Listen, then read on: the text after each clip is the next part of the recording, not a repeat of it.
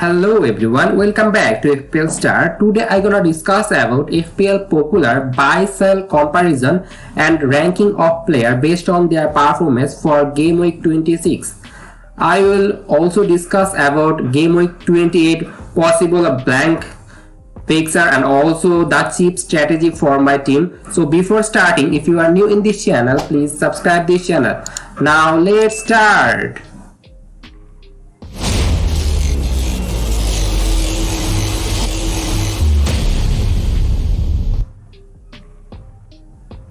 For Game Week 28, 6 fixture will take place where Nottingham Forest will play against Newcastle United and Aston Villa will play against Bournemouth. Brentford has the fixture for Game Week 28 and they will play against Leicester because last night Leicester lost their FA Cup match and that's why their fixture of Game Week 28 will be run. And Arsenal will play Crystal Palace, Wolves will play Leeds United and Chelsea will play Everton. These fixture will take place, and another possible blank is Southampton and Tottenham game, and I don't think it will happen because it will only happen if Southampton and Tottenham both lose their game in FA Cup, but it might not happen. So this 6 game is kindly perfect for Game Week 28 fixture, and I think the easiest fixture for this 6 is Arsenal. You should target Arsenal fixture, and other than Newcastle has also good fixture like Nottingham Forest and they can maintain clean sheet in this fixture. And my cheap strategy for this double and blank game week, a lot of double game week and a blank game week recently, so I have a cheap strategy, and I am possibly going for 2 strategy. I am thinking of wildcarding in Game Week 27 and it will help me to load up with a Game Week 27 double game week player, also Game Week 29 double game week player, a lot of double game week player. I can go for a 15 double game week player for Game Week 29 and I can bench boost in this Game Week 29. And as there is 16 will play in Game Week 28, so I can also navigate the blank game week quite well. So I think that's a nice strategy. But the second strategy is not acting any chips for this 28 or 29 game week. Rather take 1 or 2 hit and chip is in hand, so I can use them in future. So that might be a strategy, and that strategy might be happen whether my team has in good condition or not. Like free hit Game Week 20, free hit in Game Week 32 and 34 can be a viable option. Wildcard 33 for bench boost 37 or 34, that can be a thing. But I'm still thinking that if it is needed to activate chip now I will go to the regular buy sell comparison video, and the first player for Game Week 26 you should buy is Ivan Toney.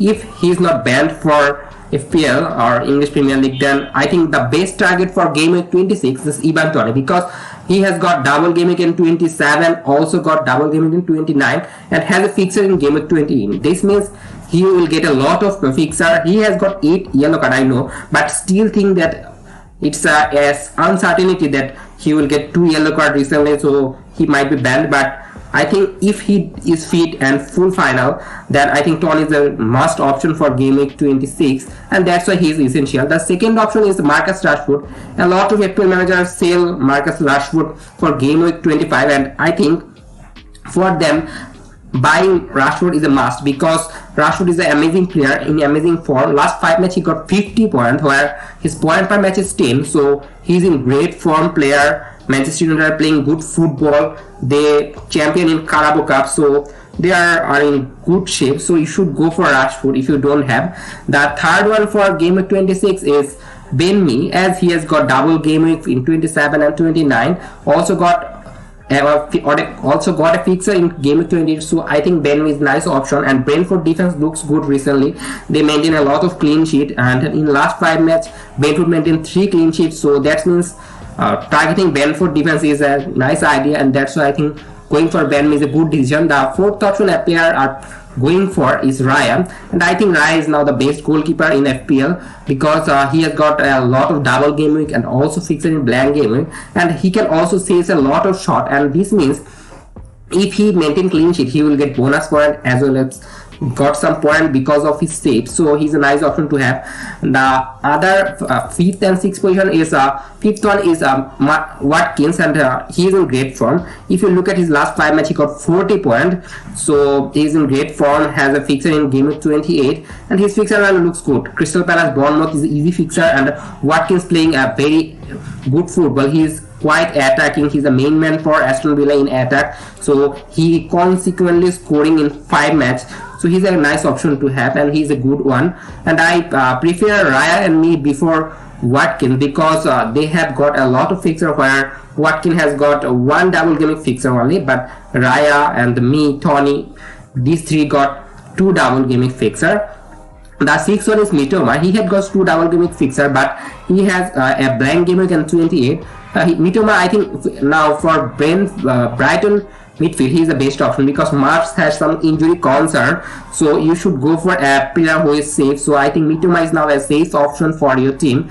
And now move on to the 7th and 8th position, and 7th position is Stupinian. A lot of FPL managers are buying him, but I think it's an optional option because he has some injury concern, and if he is injured for game week 26 and if you are buying him, that's not a good idea. So I think that's the reason Stupinian is optional, but his underline and number looks good. In last 5 matches, he got 3 assists for a Brighton defender. Is amazing. So if he is fit, then he's a good option. But at present, because of this condition, he is an optional option, and in the 7th position.